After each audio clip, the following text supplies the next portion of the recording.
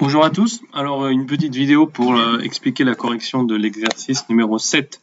Donc j'en profite pour dire qu'évidemment avant de faire ces exercices, vous avez votre leçon en variation qui est en ligne sur profdvs.fr, qui est collée dans votre cahier d'exercice, qui doit être complétée normalement dans votre cahier d'exercice également. Voilà. Si vous souhaitez, vous avez aussi des vidéos que je peux vous envoyer, qui ont été faites par exemple mon cas, vous pouvez les trouver sur internet, vous en avez d'autres, etc. Mais déjà avec la leçon, c'est déjà très bien. Vous avez aussi la leçon dans votre livre MetaMath sur la leçon variation. Voilà. Et évidemment, si vous avez des questions, vous me les envoyez par message. Alors, on y va pour cette correction de l'exercice numéro 6. Donc, on vous demande d'établir le tableau de variation de la fonction. Donc, établir le tableau de variation, comme son nom l'indique, c'est donc faire un tableau et indiquer à l'intérieur de ce tableau les variations de la fonction. Donc, un tableau, ok. Donc, prière d'utiliser une règle lorsque vous faites un tableau. C'est pas plus long, mais c'est plus propre. Donc, ça coûte vraiment pas plus cher, ça vous fait pas perdre de temps. Et par contre, ça apporte vraiment du soin à votre copie. Donc, pensez-y. Donc, sur la première ligne de votre tableau de variation, ce sont les abscisses. Donc, je parle en termes graphiques les abscisses, en termes fonctions, donc les antécédents. Donc, les abscisses, je vous rappelle, A comme l'âne, donc c'est l'axe horizontal, d'accord? Celui qui va de la gauche vers la droite. Ok, donc la première chose à faire, c'est lire l'ensemble de définitions. Donc, on regarde la valeur la plus petite en abscisse, c'est -7, donc je le place tout de suite dans mon tableau. La valeur la plus grande en abscisse, c'est 5,5. Donc ça, c'est l'ensemble de définitions, hein, c'est-à-dire l'ensemble de définitions, on le note parfois comme ça en abrégé, df, l'ensemble de définitions de la fonction f, c'est -7, 5,5. Alors, vous remarquez que si vous aviez bien lu l'énoncé, il était indiqué ici l'ensemble de définitions, puisqu'on vous dit la fonction est définie sur un table. Mais bon, c'est bien de vérifier graphiquement qu'on a bien la même chose. Et puis parfois, il ne sera pas donné l'ensemble de définitions, ce sera à vous de le lire avec le graphique comme je viens de le faire. Donc on y va ensuite dans la deuxième ligne, ce sera la fonction f qu'on va étudier et les images. Bon. Donc déjà, ce qu'on peut faire, c'est commencer par regarder les variations. Donc, on regarde, on commence à -7, et qu'est-ce qui se passe? Donc je vous rappelle qu'on lit toujours de gauche à droite, hein. Vous avez ici la flèche à droite qui vous donne le sens de lecture, donc de gauche à droite. On voit que la courbe descend. Si je parle de façon plus rigoureuse, on voit que lorsque les abscisses augmentent, on voit que les ordonnées diminuent. Donc on est dans une phase de décroissance. Alors ça décroît jusqu'où? Eh bien jusqu'à ici. Donc je regarde la valeur d'abscisse. On est là. Donc ici j'ai -2, là j'ai -3.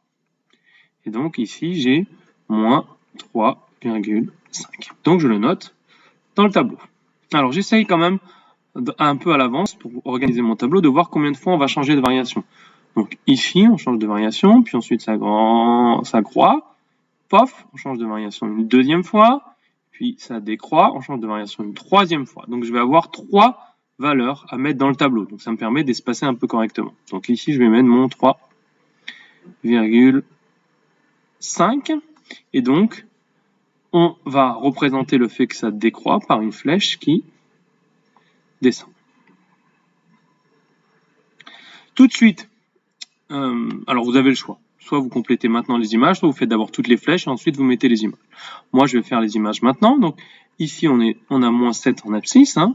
Donc je vais regarder le point de la courbe d'abscisse -7, c'est lui.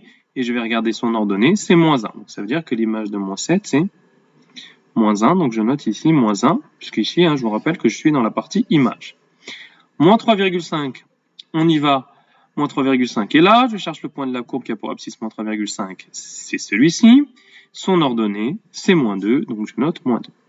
On vérifie la cohérence.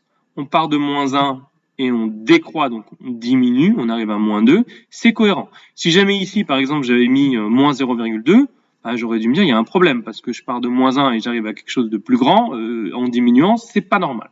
Là, il n'y a pas d'incohérence. Tout va bien. Donc, on continue. On décroît, puis on croît. Alors pour changer un peu de technique, maintenant je vais faire toutes les variations et puis ensuite à la fin on reviendra sur les images. Donc, on croit. Donc, je mets une flèche qui monte. Toujours dans le sens gauche vers la droite. Hop. Et en quelle valeur on change de variation? Toujours en valeur d'abscisse, moins 1. Donc, je le note. Moins 1. Et ensuite, bien logiquement, si on change de variation, on sait que logiquement, ensuite, je dois décroître. Donc, c'est bien ce qui se passe. Je décroît jusqu'à la valeur d'abscisse 2. Voilà. Et ensuite, on croît jusqu'à la valeur d'abscisse 5,5. Donc attention, j'aurais dû le faire tout de suite pour éviter d'oublier. Ici, c'était 2. On peut vérifier la cohérence. Hein. Ici, c'est moins 7, moins 3,5, moins 1, 2, 5,5. Ça va, je ne me suis pas trompé, j'ai bien mis les choses dans l'ordre. Alors, on y va. Maintenant, on lit les images. Donc ça ne doit plus poser de problème à ce moment de l'année. On regarde l'ordonnée correspondant au point d'abscisse moins 1. Donc, abscisse, moins 1, ici. Et je regarde le point de la courbe qui a pour abscisse moins 1, c'est lui. Son ordonnée, c'est 3. Donc, je note 3. Pareil pour 2, on y va. 2, abscisse 2. Le point de la courbe d'abscisse 2, il est là. Son ordonnée, c'est moins 1. Je note moins 1. On vérifie toujours la cohérence. On est parti de moins 2, on a monté jusqu'à 3, c'est cohérent. Puis on descend jusqu'à moins 1, c'est cohérent. Et puis à chaque fois, on augmente jusqu'à combien? Alors 5,5. Il est là le point de la courbe d'abscisse 5,5. Et son ordonnée, c'est 4,5. Donc on note ici 4,5. Voilà. Le tableau de variation est terminé. Nous avons répondu à la question numéro 1. Alors maintenant, pour déterminer le nombre d'antécédents de 2 par la fonction f. Alors il y a deux techniques, on peut regarder le tableau de variation ou on peut regarder la courbe. Ici, je trouve que le plus simple, c'est de regarder la courbe. Donc toujours pareil, si je cherche les antécédents de 2, ça veut dire que 2 c'est une image et je cherche ses antécédents. Donc image, ça veut dire axe des ordonnées. Image, ça veut dire hauteur, d'accord?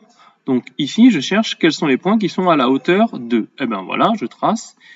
Et je vois que j'ai certains points à la hauteur 2. Il y a celui-ci, celui-ci et celui-ci. Donc, j'ai plus qu'à regarder les abscisses des points correspondants. Alors ici, on ne me demande même pas quels sont les antécédents, on me demande le nombre d'antécédents. Donc, c'est encore plus facile. Combien il y a d'antécédents? Ben, il y en a un ici. Alors, je vais changer de stylo. Hop. Il y en a un ici, un ici, à 0, et un ici à 4,5, mais on ne me demande même pas les valeurs. Donc j'ai 3 antécédents. Donc réponse à la question 2, je vais le noter là. Question 2, 2 à 3 antécédents par la fonction f. Voilà pour la question 2. Petit 3. Comparer f de 4 et f de 5. Toujours pareil, je peux utiliser le graphique et lire tout simplement l'image de 4. Donc l'image de 4, boum, je vois que c'est 1. Et puis l'image de 5, je vois que c'est 3. Bah donc f de 4 est plus grand que f de 3. Oui, c'est bien. Mais il faut aussi savoir le faire si on n'a que le tableau de variation. Donc là, je vais vous montrer qu'avec le tableau de variation. Donc dans le tableau de variation, bah, je vais placer 4 et 5, puisque je cherche leurs images. Donc si je cherche l'image de 4 et l'image de 5, c'est que 4 et 5 sont des antécédents. 2 est là, donc 4 est quelque part ici, et 5 est quelque part ici. Et on regarde leurs images. Je n'ai pas descendu très droit, c'est pas très grave. Hein. Et ici, on a donc f de 4 et f de 5. C'est-à-dire qu'avec le tableau de variation, je ne connais pas la valeur de f de 4 et f de 5, mais je peux voir tout de suite que comme on est dans une phase où la fonction est croissante, entre 2 et 5,5, la fonction est croissante, donc l'ordre est conservé. Donc f de 4 est inférieur à f de 5. D'accord? Donc on pourrait répondre comme ça, hein, f est croissante. Oups, pardon. Bon, écrivez mieux que moi. J'écris avec le stylet, c'est pour ça. Et que j'écris mal naturellement aussi. Donc f est croissante sur 2, 5,5. Donc, bah, f conserve l'ordre sur cet intervalle. Donc, ça veut dire que comme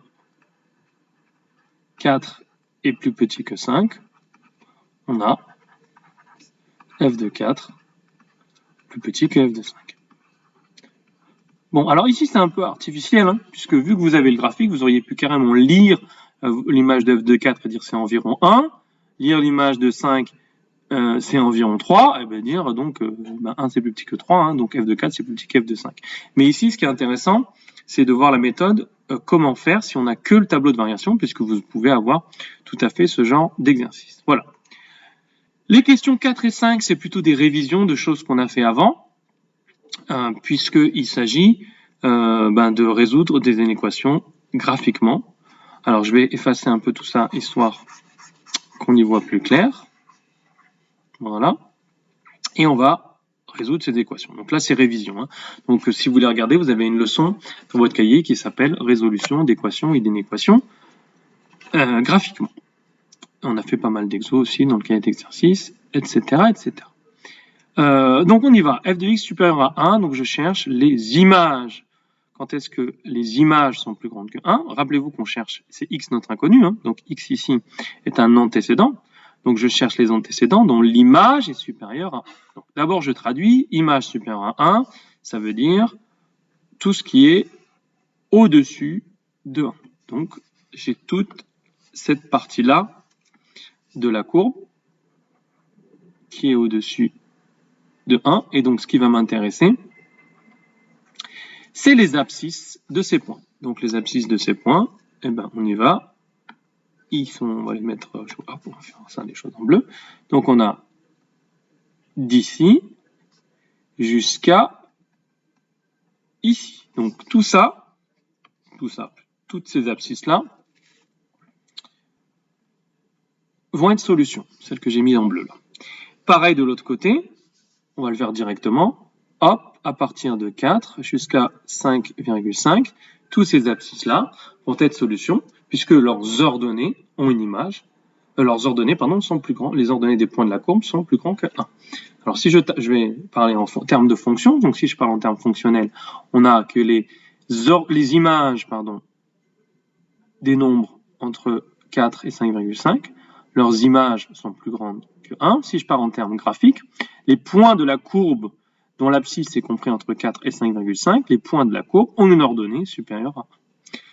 Bref, donc la réponse à la question 4, je vois qu'il y a deux morceaux, donc il va y avoir une union d'intervalles. Donc on a de moins 2 jusqu'à 0,5. Donc ici c'est une inégalité large, donc on accepte les antécédents dont l'image est exactement 1. Donc je peux prendre avec mon crochet moins 2 et on peut prendre 0,5 sans problème. Union. Et donc là je vais chercher l'autre morceau. 4 je le prends puisque son image c'est 1 et c'est autorisé grâce à mon inégalité large. Et puis jusqu'à 5,5. Et voilà la réponse à la question 4. La 5, elle tombe automatiquement, puisque à la 4, j'ai trouvé les nombres dont l'image est supérieure ou égale à 1. Et là, on me demande les nombres dont l'image est strictement inférieure à 1. Donc ça veut dire tous les autres. Donc j'ai plus qu'à écrire tous les autres. Donc on commence à moins 7.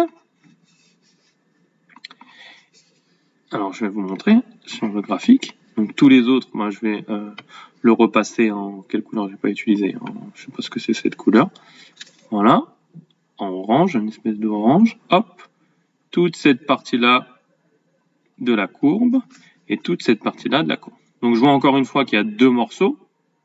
Donc il va y avoir une union dans ma réponse. Alors on y va. Hop, je mets mon union. Donc de moins 7 jusqu'à moins 2, c'est logique, je retrouve le moins 2 qui est là. Par contre, cette fois, comme je dis strictement plus petit que 1, l'image de moins 2, c'est 1, donc c'est pas strictement plus petit, donc je ne veux pas du moins 2 dans cette réponse-là. Le crochet lui fait dos. Et puis l'autre partie, donc de 0,5, c'est normal, on retrouve le 0,5 qui est là. Pareil, celui-ci, j'en veux pas parce que son image, c'est exactement 1. Et on va jusqu'à 4, c'est normal, je le retrouve ici. Et on va jusqu'à 4. Voilà, donc en fait, la question 5, c'est tous les autres nombres que j'ai pas donnés à la question 4. Voilà pour cet exercice. Je vais donc arrêter ici la vidéo.